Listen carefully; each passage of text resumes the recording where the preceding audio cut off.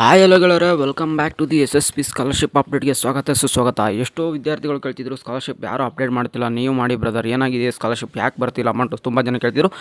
ನಾನು ಹೇಳುವಂಥ ಒಂದು ಈ ಟಿಪ್ಸ್ನ ಯೂಸ್ ಮಾಡಿದ್ರೆ ಇದೇ ಒಂದು ಕೊನೆಯ ಅವಕಾಶ, ಇದರಿಂದ ಅಮೌಂಟ್ ಬರುವಂಥ ಸಾಧ್ಯತೆ ತುಂಬ ಇದೆ. ಅದು ಏನಂತ ಹೇಳ್ತೀನಿ ಈ ವಿಡಿಯೋದಲ್ಲಿ, ಕೊನೆವರೆಗೂ ನೋಡಿ. ಅದಕ್ಕಿಂತ ಮುಂಚೆ ನಮ್ಮ ಚಾನಲ್ಗೆ ಫಸ್ಟ್ ಟೈಮ್ ವಿಸಿಟ್ ಮಾಡಿದರೆ ಒಂದೇ ಒಂದು ಚಾನಲ್ಗೆ ಸಬ್ಸ್ಕ್ರೈಬ್ ಆಗಿ ನೋಡಿ, ಹಾಗೂ ನೋಟಿಫಿಕೇಶನ್ ಕೂಡ ಆನ್ ಮಾಡ್ಕೊಂಡು ನಾವು ಹಾಕುವಂಥ ಪ್ರತಿಯೊಂದು ವೀಡಿಯೋ ಸ್ಕಾಲರ್ಶಿಪ್ದಾಯಿತು ನಿಮಗೆ ಟೈಮ್ ಟು ಟೈಮ್ ಸಿಗ್ತಿರುತ್ತೆ, ಆಗ ನೋಟಿಫಿಕೇಶನ್ ಸಮೇತ ಸಿಗುತ್ತೆ. ಹಾಗೂ ನಿಮ್ಮ ಫ್ರೆಂಡ್ಸ್ಗೆ ಕೂಡ ಶೇರ್ ಮಾಡಿ, ಯಾರ್ಯಾರು ಸ್ಕಾಲರ್ಶಿಪ್ ಇನ್ನೂ ಬಂದಿಲ್ಲ ಅಂತ ಹೇಳ್ತಿದ್ರೆ ಅವ್ರಿಗೆ ಮಾತ್ರ ನೋಡಿ. ಮೊದಲನೇದಾಗಿ ಸ್ಕಾಲರ್ಶಿಪ್ಪು ತುಂಬ ಆದಷ್ಟು ವಿದ್ಯಾರ್ಥಿಗಳಿಗೆ ಬಂದಿದೆ. ಇನ್ನೂ ಸಾಕಷ್ಟು ವಿದ್ಯಾರ್ಥಿಗಳಿಗೆ ಸ್ಕಾಲರ್ಶಿಪ್ ಬಂದಿಲ್ಲ. ಯಾವುದು ಇನ್ನೂ 2024-25 ಕೂಡ ಬಂದಿಲ್ಲ.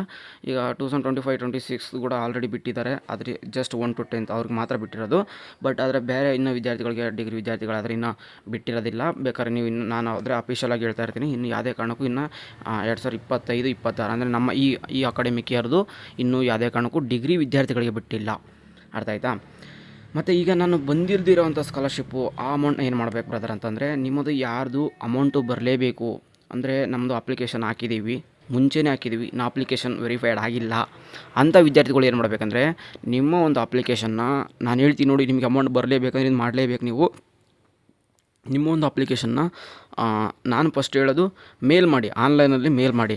ಖಂಡಿತ ನಿಮಗೆ ರೆಸ್ಪಾನ್ಸ್ ಅನ್ನೋದು 100% ಸಿಕ್ಕೇ ಸಿಗುತ್ತೆ. ಏನು ಮಾಡಬೇಕಂದ್ರೆ, ನಿಮ್ಮ ಒಂದು ಎಲ್ಲಿ ಯಾವ ಲೆವೆಲಲ್ಲಿ ಅಪ್ಲೋಡ್ ಆಗಿಲ್ಲ ಆ ಲೆವೆಲ್ದು ಒಂದು ಸ್ಕ್ರೀನ್ಶಾಟ್ ಹೊಡೆದುಕೊಂಡು ನಿಮ್ಮ ಒಂದು ಯಾವ ಒಂದು ಅಂಡರ್ ಬರ್ತಿರೋ ಡಿಪಾರ್ಟ್ಮೆಂಟ್, ಲೈಕ್ BCWD ಆಯಿತು, ಇಲ್ಲ ಸೋಷಿಯಲ್ ವೆಲ್ಫೇರ್ ಡಿಪಾರ್ಟ್ಮೆಂಟ್ ಆಯಿತು, ಇಲ್ಲ ಟ್ರೈಬಲ್ ವೆಲ್ಫೇರ್ ಡಿಪಾರ್ಟ್ಮೆಂಟ್ ಆಯಿತು, ಇಲ್ಲ ಸಮಾಜ ಕಲ್ಯಾಣ ಮತ್ತು BCWD ಆಯಿತು, ಈ ಒಂದು ಯಾವುದೇ ಒಂದು ಇಲಾಖೆಯಲ್ಲಿ ಯಾವುದೇ ಒಂದು ಡಿಪಾರ್ಟ್ಮೆಂಟ್ ಅಂಡರ್ ಬಂದರೆ ಆ ಒಂದು ಡಿಪಾರ್ಟ್ಮೆಂಟ್ದು ಮೇಲ್ ಐ ಡಿ ತೊಗೊಳ್ಳಿ. ಸರ್ಚ್ ಮಾಡಿದ್ರೆ ನಿಮಗೆ ಮೇಲ್ ಐ ಡಿ ಅಂತ ಖಂಡಿತ ಸಿಗುತ್ತೆ.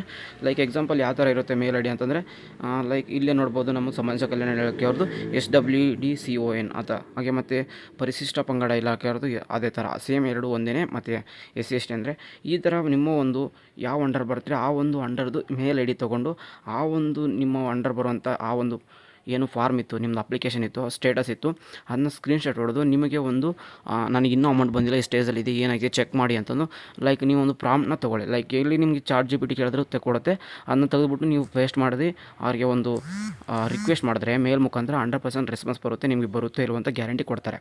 ನೆಕ್ಸ್ಟ್ ಇನ್ನೊಂದು ಸ್ಟೆಪ್ ಏನು ಮಾಡಬೇಕಪ್ಪ ಅಂದರೆ, ನೀವು ಇದು ಆಗಿಲ್ಲ, ರೆಸ್ಪಾನ್ಸ್ ಬರಲಿಲ್ಲ, ಈ ಥರ ಮೇಲ್ ಮಾಡಿದರೆ 100% ಇನ್ನೊಂದು ಖಂಡಿತ ಆಗುವಂಥದ್ದು ಏನಂದರೆ, ನಿಮ್ಮ ಅಪ್ಲಿಕೇಶನ್ ಜೆರಾಕ್ಸ್ನ ತೊಗೊಳ್ಳಿ, ಒಂದು ಪೇಜು ಇಲ್ಲ 2 ಪೇಜ್, ನಿಮ್ದು ಎಷ್ಟಿದೆ ಅಪ್ಲಿಕೇಶನ್ ಜೆರಾಕ್ಸ್ ತೊಗೊಂಡು ನಿಯರ್ ಇರುವಂಥ ಆಫೀಸ್ ಯಾವುದೇ ಆಗಿರಲಿ, ತಾಲೂಕು ಆಫೀಸ್ ಹತ್ರ ವಿಸಿಟ್ ಮಾಡಿ, ಇಲ್ಲಾಂದರೆ ನಿಮ್ಮ ಒಂದು ಯಾವ ಅಂಡರ್ ಡಿಪಾರ್ಟ್ಮೆಂಟ್ ಬರ್ತಾರೆ ಆ ಒಂದು ಡಿಪಾರ್ಟ್ಮೆಂಟ್ಗೆ ವಿಸಿಟ್ ಮಾಡಿ, ನಿಮ್ಮ ಸ್ಕಾಲರ್ಶಿಪ್ನ ಇನ್ನೂ ನಂದು ಅಪ್ರೂವ್ಡ್ ಆಗಿಲ್ಲ, ಅಪ್ರೂವ್ಡ್ ಮಾಡಿ ಅಂತಂದು ಕೇಳ್ಕೊಳ್ಳಿ. ಖಂಡಿತ ಆಗಿಂದಾಗೇ ನಿಮ್ಗೆ ಅಪ್ರೂವ್ಡ್ ಆದರೆ ಮಾಡಿಕೊಡ್ತಾರೆ.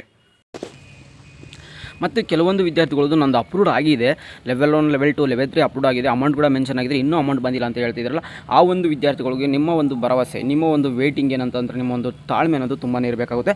ಖಂಡಿತ 100% ನಿಮ್ಮ ಅಪ್ರೂವ್ಡ್ ಆಗಿ ಅಮೌಂಟ್ ಮೆನ್ಷನ್ ಆಗಿದ್ರೆ ಖಂಡಿತ ಅಮೌಂಟ್ ಆದರೆ ಬಂದೇ ಬರುತ್ತೆ.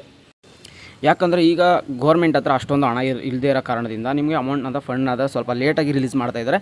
ಆದರೆ ವಿದ್ಯಾರ್ಥಿಗಳ ಅಮೌಂಟ್ ಆದರೂ ಯಾವುದೇ ಕಾರಣಕ್ಕೂ ಮೋಸ ಮಾಡೋಕ್ಕಾಗಲ್ಲ. SSP ಸ್ಕಾಲರ್ಶಿಪ್ಪು ಅಮೌಂಟ್ ಕಡಿಮೆ ಆಗ್ಬೋದು, ಆದರೆ ಖಂಡಿತ ಬಂದೇ ಬರುತ್ತೆ. ಈ ವರ್ಷದ ಸ್ಕಾಲರ್ಶಿಪ್ಪು ಯಾರು ಅಪ್ರೂವ್ಡ್ ಆಗಿ ಮೆನ್ಷನ್ ಅಮೌಂಟ್ ಆಗಿದೆ ಅವ್ರಿಗೆ ಅಮೌಂಟ್ ಆದರೆ ಬಂದೇ ಬರುತ್ತೆ. ಸ್ವಲ್ಪ ವೇಟ್ ಮಾಡಬೇಕಾಗುತ್ತೆ. ಫಂಡ್ ಅದರ ರಿಲೀಸ್ ಯಾವ ಡಿಪಾರ್ಟ್ಮೆಂಟ್ಗೆ ರಿಲೀಸ್ ಮಾಡ್ತಾರೆ ಆ ಒಂದು ಅಪ್ಡೇಟ್ ಆದರೆ ನಾನು ಕೊಡ್ತಿರ್ತೀನಿ. ಅದಕ್ಕೋಸ್ಕರ ಚಾನಲ್ಗೆ ಒಂದು ಸಬ್ಸ್ಕ್ರೈಬ್ ಆಗಿರಿ, ನಿಮ್ಮ ಫ್ರೆಂಡ್ಸ್ ಕೂಡ ಶೇರ್ ಮಾಡಿ. ಬಿಟ್ಟಿದ ತಕ್ಷಣ ಯಾವ ಫಂಡ್ ರಿಲೀಸ್, ಯಾವ ಬ್ಯಾಚ್ ಅವ್ರಿಗೆ, ಯಾವ ಕ್ಯಾಟಗರಿ ಅವ್ರಿಗೆ ಬಿಡ್ತಾರೆ ಅನ್ನೋದು ನಾನು ಅದರ ಅಪ್ಡೇಟ್ ಕೊಡ್ತಾ ಇರ್ತೀನಿ. ಇನ್ನೊಂದು ಏನು ಮಾಹಿತಿ ಅಂದರೆ, ನೆಕ್ಸ್ಟ್ ಇವಾಗ ಆದಷ್ಟು ಬೇಗ ನಿಮಗೆ ಅಮೌಂಟ್ ಆದರೆ ಅವರು ರಿಲೀಸ್ ಮಾಡಲೇಬೇಕಾಗುತ್ತೆ. ಯಾಕಂದರೆ ನೆಕ್ಸ್ಟ್ ಅಕಾಡೆಮಿಕ್ ಇಯರ್ ಸ್ಟಾರ್ಟ್ ಆದಾಗ ಓಲ್ಡ್ ಹಿಂದಿನ ವರ್ಷದ ಅಕಾಡೆಮಿಕ್ ಇಯರ್ ಉಳಿಸ್ಕೊಂಡು ಕೂತ್ಕೊಂಡ್ರೆ ಅದು ಸರ್ಕಾರಕ್ಕೆ ಕೂಡ ಅಷ್ಟೊಂದು ಒಳ್ಳೆಯದಲ್ಲ.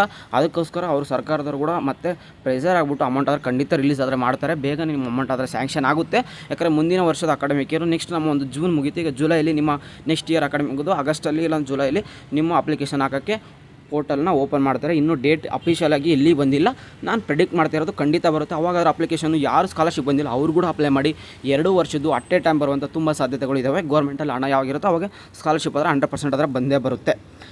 ಇಲ್ಲಿಗೆ ನಿಮಗೆ ಮಾಹಿತಿ ಇಷ್ಟ ಆಯ್ತಂತೆ. ಅದಕ್ಕಿಂತ ಮುಂಚೆ ನಾನು ಯಾವಾಗಲೂ ಹೇಳ್ತಿದ್ದೆ, ನಿಮ್ಮ ಒಂದು ಏನು ಯಾವಾಗಲೂ ಬರುವಂಥ 15,000 ಅಮೌಂಟ್ ಹೇಗೆ ಬರುತ್ತೆ. ಈಗ ಅದು 15,000 ಬದಲು 20,000 ಆಗಿದೆ. ಪ್ರತಿಯೊಂದು ವಿದ್ಯಾರ್ಥಿಗೆ 20,000 ಅಮೌಂಟ್ ಬರ್ತಾ ಇದೆ ಈ ವರ್ಷ. ಯಾವ ರೀತಿ ಅಂದರೆ, ವಿದ್ಯಾಸಿರಿ ಯೋಜನೆ ಅಡಿಯಲ್ಲಿ. ವಿದ್ಯಾಸಿರಿ ಯೋಜನೆ ಅಡಿ ಯಾವ ಥರ ಕ್ಲೈಮ್ ಮಾಡೋದು ಅಂದರೆ, ನಿಮ್ಮ ಹಾಸ್ಟೆಲ್ ಅಪ್ಲಿಕೇಶನ್ ಯಾರು ಅಪ್ಲೈ ಮಾಡ್ತೀರಾ, ನೀವು ಹಾಸ್ಟೆಲ್ ಅಪ್ಲಿಕೇಶನ್ ಹಾಕಬೇಕಲ್ವಾ, ಅದು ಅಪ್ಲೈ ಮಾಡಿ ಹಾಸ್ಟೆಲ್ ಆದರೆ ನೀವು ಹಾಸ್ಟೆಲ್ಗೆ ಹೋಗ್ಬೋದು. ರಿಜೆಕ್ಟ್ ಆದರೆ ನಿಮಗೆ ಸ್ಕಾಲರ್ಶಿಪ್ ಆದರೆ ಈ ವರ್ಷ 20,000 ಕೊಡ್ತಾ ಇದ್ದಾರೆ. ಹೋದ ವರ್ಷ 15,000 ಕೊಡ್ತಿದ್ರು. ಎಲ್ಲ ವಿದ್ಯಾರ್ಥಿಗಾದರೂ ಆಗಸ್ಟ್ ಬಿಡ್ತಾ ಅದನ್ನ ಆಲ್ರೆಡಿ ಹಾಸ್ಟೆಲ್ ಬಿಟ್ಟಿದ್ದಾರೆ ಅನಿಸುತ್ತೆ. ಲೈಕ್ ನಾನು ಅದನ್ನ ನೋಡ್ಕೊಂಬಿಟ್ಟು, ಯಾಕಂದರೆ ಪೋರ್ಟಲ್ ಓಪನ್ ಆಗ್ತಿತ್ತು, ಅಪ್ಲೈ ಮಾಡೋಕೆ ಕೂಡ ಪೋರ್ಟಲ್ ಓಪನ್ ಇದೆ. ಬೇಕಾದ್ರೆ ಲೆವೆಲ್ 1, ಲೆವೆಲ್ 2, ಲೆವೆಲ್ 3 ನೋಡ್ಬೋದು. ಸಬ್ಮಿಟ್ ಮಾಡೋಕ್ಕೆ ಅವಕಾಶ ಇದೆಯಲ್ಲೋ ಅದು ಗೊತ್ತಿಲ್ಲ. ಜಸ್ಟ್ ಅದನ್ನು ಕನ್ಫರ್ಮ್ ಮಾಡಬೇಕಾದ್ರೆ ನೆಕ್ಸ್ಟ್ ವೀಡಿಯೋದಲ್ಲಿ ಹೇಳ್ತೀನಿ ನಾನು. ಈಗ ನಿಮ್ಮ ಒಂದು 20,000 ಅಮೌಂಟ್ ಆದರೆ ಕ್ಲೈಮ್ ಮಾಡೋದು. ಮೊದಲು ಯಾರು ಹೇಳಿಲ್ಲ ಅಂತಿದ್ದೀರಿ, ಇವಾಗ ನಾನು ನಿಮ್ಗೆ ಹೇಳಿದ್ದೀನಿ. ಇದನ್ನು ನೀವು ಮಿಸ್ ಔಟ್ ಮಾಡ್ಕೊಳ್ಳೋಕ್ಕೆ ಹೋಗಬಾರ್ದು. ಈ ಒಂದು ವೀಡಿಯೋನ ಸಾಕಷ್ಟು ಯೂಟ್ಯೂಬರ್ಸ್ ಕೂಡ ಗೊತ್ತಿರಲ್ಲ, ಸುಮ್ಮನೆ ವೀಡಿಯೋ ಮಾಡ್ತಾರೆ, ಆದರೆ ಇದ್ರ ಬಗ್ಗೆ ಮಾಹಿತಿನೂ ಕೊಡಲ್ಲ. ಆಮೇಲೆ ಲಾಸ್ಟ್ಗೆ ನಿಮ್ಗೆ 20,000 ಸ್ಕಾಲರ್ಶಿಪ್ ಬಂತ ಕಳೆದುಕೊಂಡ್ರೆ ಅಂತ ಹೇಳ್ತಾರೆ. ಆ ಒಂದು ಮಿಸ್ಟೇಕ್ ಮಾಡಬಾರ್ದು. ಚಾನಲ್ಗೆ ಸಬ್ಸ್ಕ್ರೈಬ್ ಆಗಿರಿ. ಮುಂಚಿತವಾಗಿ ನಾನು ಅಡ್ವಾನ್ಸ್ ಆಗಿ ನಿಮಗೆ ಅಪ್ಡೇಟ್ಸ್ ಆದರೆ ಕೊಡ್ತಾ ಇರ್ತೀನಿ. ನಿಮಗೆ 20,000 ಸ್ಕಾಲರ್ಶಿಪ್ ಬೇಕಂದರೆ ಚಾನಲ್ಗೆ ಸಬ್ಸ್ಕ್ರೈಬ್ ಆಗಿರಿ. ಖಂಡಿತ ಬರುತ್ತೆ ಸ್ಕಾಲರ್ಶಿಪ್, ಆಯಿತಾ. ಯಾರು ಹಾಸ್ಟೆಲ್ ಅಪ್ಲಿಕೇಶನ್ ಆಗಿದೆ ನಿಮ್ಗೆ ಒಂದು ಹಾಸ್ಟೆಲ್ ಸಿಗುತ್ತೆ, ಇಲ್ವಾ ನಿಮಗೆ 20,000 ಸ್ಕಾಲರ್ಶಿಪ್ ಬರುತ್ತೆ. ಹಾಸ್ಟೆಲ್ ಸಿಕ್ಕರೆ ಹೋಗಲೇಬೇಕಾ ಬ್ರದರ್? ನೋ, ಖಂಡಿತ ಇಲ್ಲ. ಆ ಥರ ಹಾಸ್ಟೆಲ್ ಸಿಕ್ಕರೆ ನಿಮಗೆ ಹೋಗೋ ಮನಸ್ಸಿದ್ರೆ ಹೋಗ್ಬೋದು, ಇಲ್ಲಾಂದರೆ ಬಿಡ್ಬೋದು. ಆದರೆ ಅಮೌಂಟ್ ಬರಲ್ಲ ಹಾಸ್ಟೆಲ್ ಆದವ್ರಿಗೆ. ಹಾಸ್ಟೆಲ್ ಆಗದೇ ಇಲ್ದವ್ರಿಗೆ ಖಂಡಿತ ನಿಮಗೆ 20,000 ಅಮೌಂಟ್ ಆದರೆ ಕೊಡ್ತಾರೆ. ಇದು ಗ್ಯಾರಂಟಿ. ಅದು ನಾನು ಫೋಟೋಲ್ ಮಾಡಿ ನೆಕ್ಸ್ಟ್ ವೀಡಿಯೋದಲ್ಲಿ ತಿಳಿಸ್ತೀನಿ. ಬೇಕಾದ್ರೆ ಅದನ್ನು ಹಾಕಿ ಕಮೆಂಟ್ ಬಾಕ್ಸಲ್ಲಿ ಹಾಕಿ, ನನಗೆ ವಿದ್ಯಾಸಿರಿ ಅಮೌಂಟು ಇಲ್ಲಾಂದರೆ 20,000 ಅಮೌಂಟ್ ಅಂತ ಮೆನ್ಷನ್ ಮಾಡಿದ್ರೆ ಖಂಡಿತ ಆ ಒಂದು ರೆಸ್ಪಾನ್ಸ್ಗೆ ನಾನು ನಿಮ್ಗೆ ಆ ವಿಡಿಯೋ ಮಾಡಿ ತಿಳಿಸ್ತೀನಿ.